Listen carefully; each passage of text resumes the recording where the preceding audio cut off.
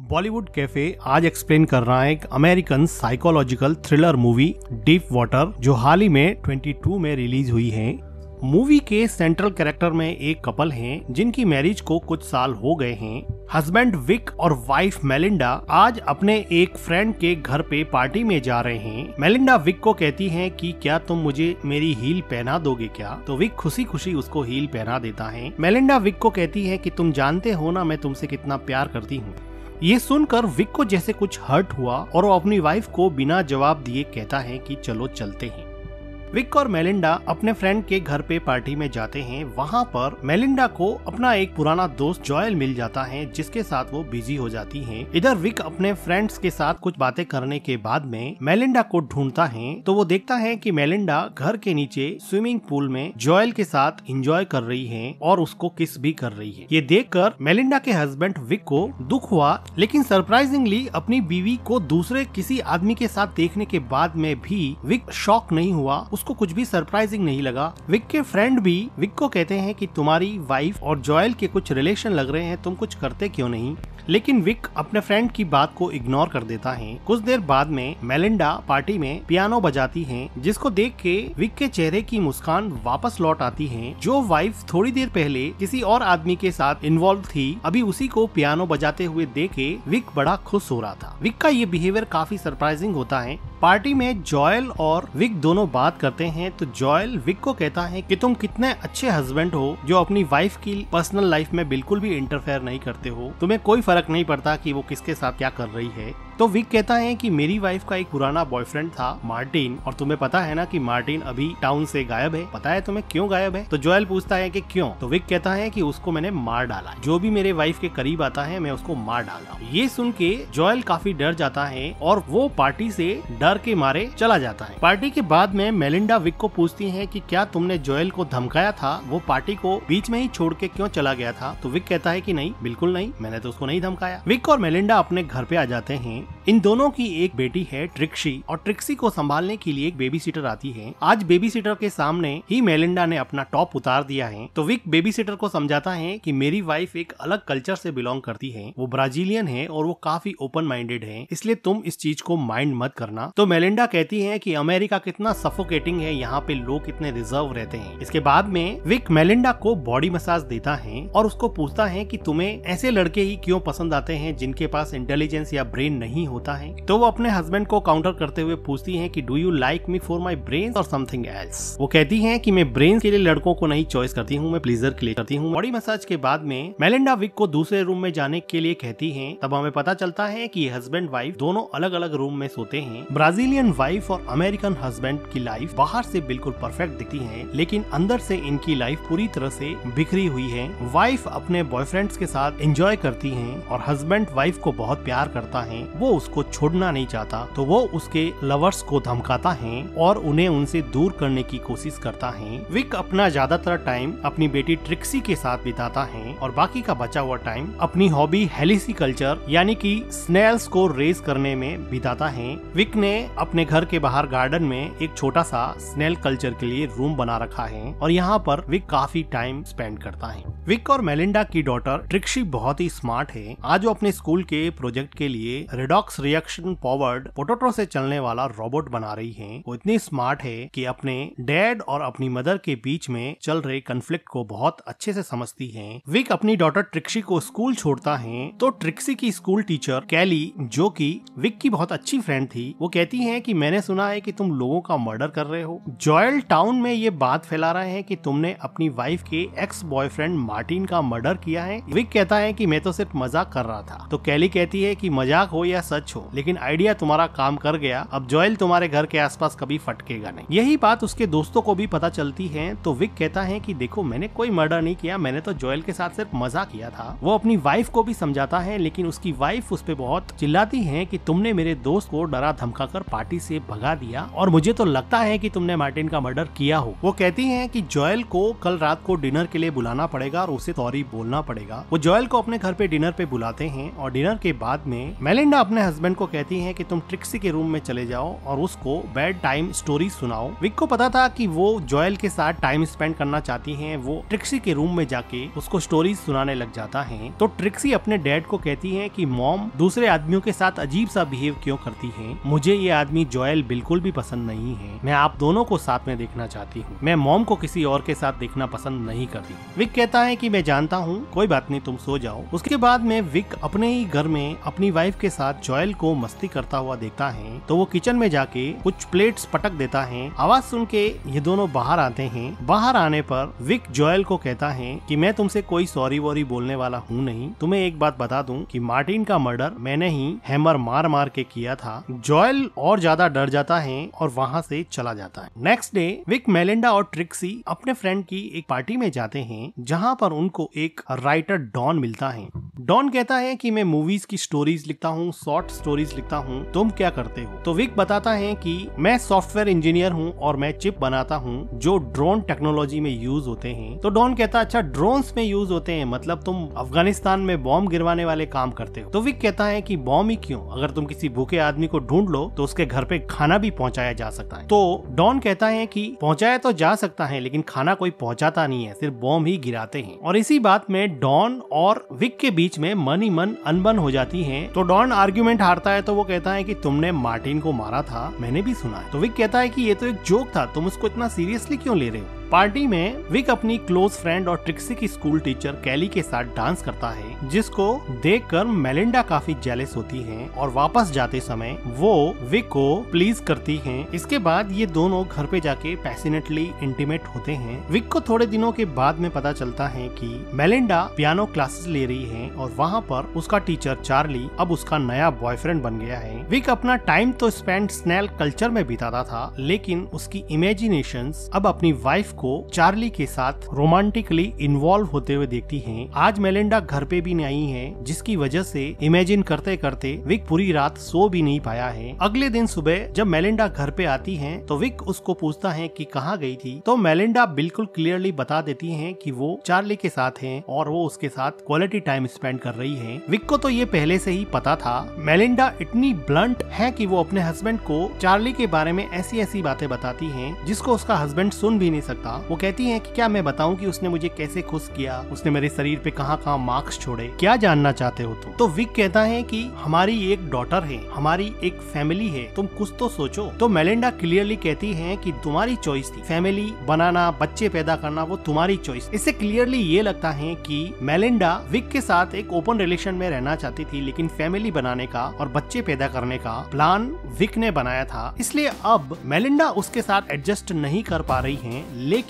Wick चाहता है कि वो सब एक फैमिली की तरह एक ही छत के नीचे रहे। लेकिन मेलिंडा की इन हरकतों ने इस प्लान को चौपट कर दिया और अब ये फैमिली डीप वाटर्स में है, इनकी मैरिज डीप वाटर्स में है, इनके इमोशंस डीप वाटर्स में है, मेलिंडा का बिहेवियर डीप वाटर्स में है और विक का फ्रस्ट्रेशन डीप वाटर्स में। विक ने मनी मन सोच लिया था कि अब ये सब नहीं चलेगा। आज विक के किसी और फ्रेंड के घर पे पार्टी है और सब लोग यहाँ पे खूब एंजॉय कर रहे हैं। मेलिंडा का पियानो टीचर और उसका बॉयफ्रेंड चार्ली भी आया है, जिसको देख के मेलिंडा बहुत खुश होती है, लेकिन विक काफी अपसेट हो जाता है। पार्टी में मेलिंडा के रिक्वेस्ट करने पे चार्ली वहाँ पे पियानो बजाता है, जिसको मेलिंडा काफी एंजॉय करती है। अब रात हो चुकी है और विक मेलिंडा को ढूंढ रहा है। विक मेलिंडा को सर्च करने के लिए ऊपर जाता है तो वो देखता है कि मेलिंडा और चार्ली काफी एंजॉय कर रहे हैं और अब वो दोनों कमरे से बाहर निकलकर स्विमिंग पूल में आ गए हैं और वहाँ पर भी काफी मस्ती कर रहे हैं, जिसको देख के विक का पारा चढ़ रहा होता है। अपनी आंखों के सामने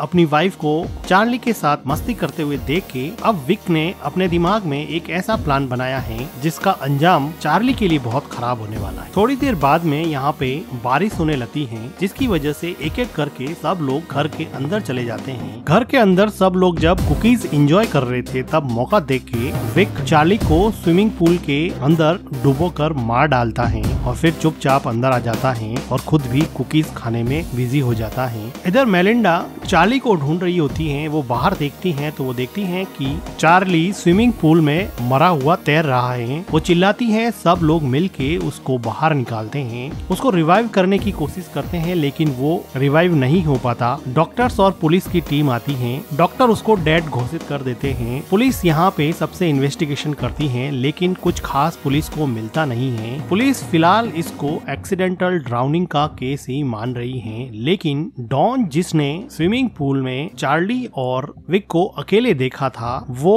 अब विक पे डाउट करने लगा है। डॉन ने अब एक प्राइवेट इन्वेस्टिगेटर हायर किया है जो विक पे नजर रखता है। विक इस आदमी को एक दिन अपनी वाइफ के साथ पकड़ लेता है। ये आदमी पहले तो अपने आप को साइकोथेरेपिस्ट बताता है लेकिन विक को पता चल चुका था कि ये इन्वेस्टिगेटर है और उसने अपनी वाइफ के बैंक स्टेटमेंट से पता लगाया कि उसकी वाइफ डॉन को कुछ पैसे इस इन्वेस्टिगेशन के लिए ट्रांसफर करती थी। तो वो अब डॉन के घर जाकर डॉन पर चिल्लाता है कि तुम्हें क्या हक बनता है कि तुम मेरे ऊपर किसी इन्वेस्टिगेटर को नजर रखने के लिए कहो। डॉन की वाइफ कैली डॉन को माफी मांगने के लिए कहती है लेकिन वो कहता है कि मैं क्यों माफी मांगू, मैंने क्या किया है। इस इवेंट के बाद में विक और डॉन के बीच में दरार काफी बढ़ जाती है लेकिन विक के लिए मुसीबत डॉन नहीं था, मुसीबत उसकी बीवी थी जो अब एक अपने नए बॉयफ्रेंड के साथ घूम रही है। टोनी नाम का ये आदमी मेलिंडा का कॉलेज में बॉयफ्रेंड था और अब वो किसी वजह से वापस यहाँ यूएसए में रीयूनाइट हो गए हैं, जिनको देख के विक के मन में जेलसी वापस से रीइग्नाइट हो गई है। इधर विक की डॉटर विक को कहती है कि डैड मुझे पता है कि आपने क्या किया है, मुझे पता है कि आपने चार्ली को मार दिया है। तो विक कहता है कि अगर तुम्हें पता है तो फिर ये बात अपने बीच में ही रहनी चाहिए।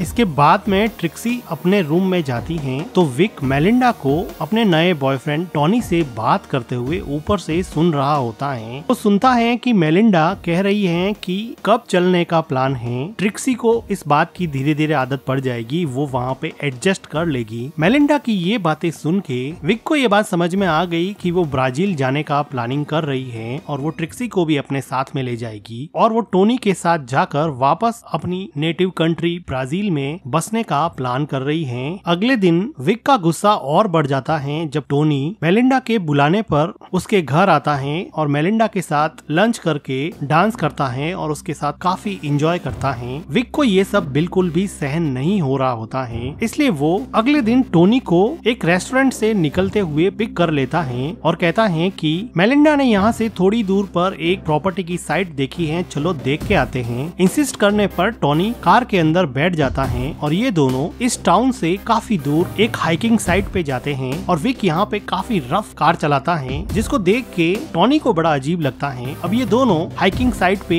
नीचे उतर जाते हैं। टोनी थोड़ा आगे चला जाता है तो विक एक पत्थर उठा के टोनी के सर पे अटैक कर देता है जिसकी वजह से टोनी लुढ़कता लुढ़कता हाइकिंग साइट के बिल्कुल नीचे एक रिवर के पास जाके मर जाता है। विक नीचे आता है और टोनी की जेब से उसका वॉलेट निकाल देता है। विक टोनी की डेड बॉडी को एक बड़ा सा पत्थर अपने बेल्ट से बांधकर नदी के अंदर डुबो देता है। विक अपने डॉगी के साथ वापस घर पे आ जाता है और मेलिंडा को पूछता है कि आजकल टोनी नहीं दिखाई दे रहा, क्या बात है। विक अपनी डॉटर के साथ यहाँ पे अब आराम से शांति से खाना एंजॉय कर रहा है। मेलिंडा कहती है कि काफी दिन हो गए हैं हाइकिंग साइट पे पिकनिक पे नहीं गए, वहाँ पे चलते हैं।